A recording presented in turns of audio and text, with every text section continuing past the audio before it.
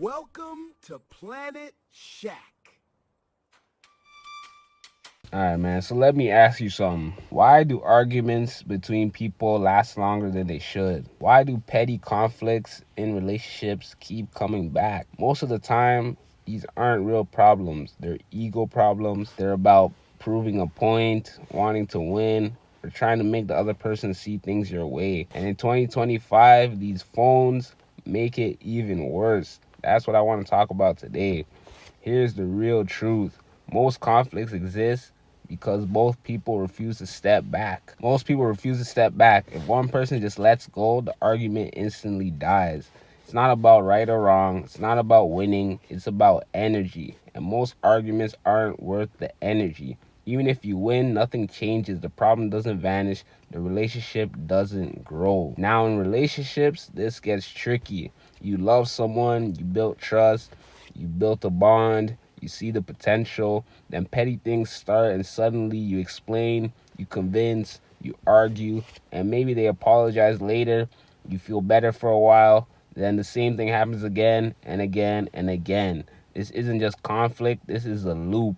Every time you re-enter the loop, you are self-abandoning. You know the energy is unnecessary, but you let it pull you in anyway. And here's the insight that I had. Most of these loops only happen over the phone. Text calls, random messages, memes, notifications. All these things will never come up in person. In person, it's all love, it's calm, it's connection, it's harmony, no ego escalation, no unnecessary arguments. Phones amplify impulsive reactions, overthinking, social comparisons, ego-driven standards. Before phones, relationships were simple because communications had weight. Words mattered, actions mattered, silence wasn't dangerous. Now boredom turns into conflict.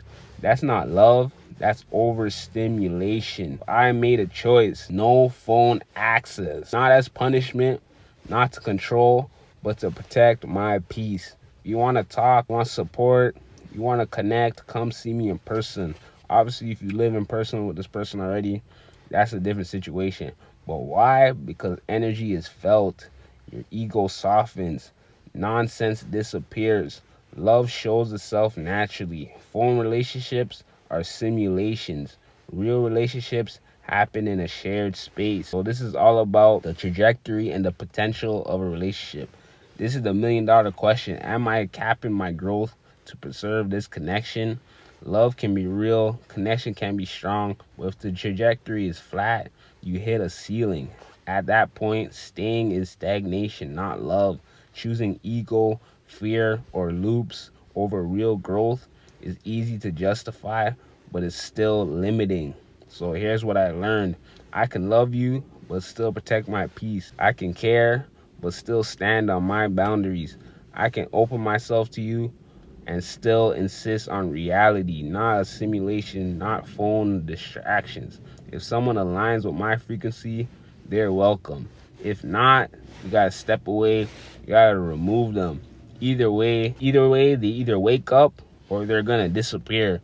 Either way, I win because I've chosen myself, my growth, my peace, and that's emotional maturity. That's choosing real love over digital noise. If this resonates with you, let me know. You're not crazy for leaving loops. Some people will keep you in loops, same arguments, same back and forth, but you got to protect your mind and value that in-person connection because that's where the real is. Most communication is not your voice, is non-body language, is body language communication. That's what really matters. Sometimes love isn't about holding on, it's about creating the right space for love to thrive in.